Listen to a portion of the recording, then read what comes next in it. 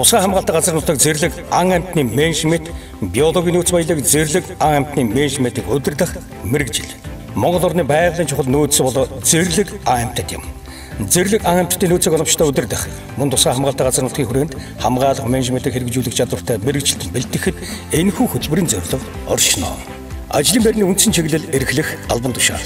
Мэргэжилтэн улс аймагуудын байгаль орчны газар болон улсын тусгай хамгаалалтын газар нутагт зэрлэг ан амьтан хариуцсан мэргэжилтэн байгаль орчны бай цаагч, хяналтын бай цаагч, улс орон нутгийн мэргэжлийн хяналтын газар хил гайлд байгаль орчин зэрлэг ан амьтан хариуцсан улсын бай цаагч, менежер, судлаач, эрдэм шинжилгээний байгууллагад биологч, амьтан судлаач, агнуурын бүс нутаг байгаль орчны үнэлгээ аяж жуулчлуулан уулуурхан компаниудад зэрлэг амьтан хариуцсан менежер.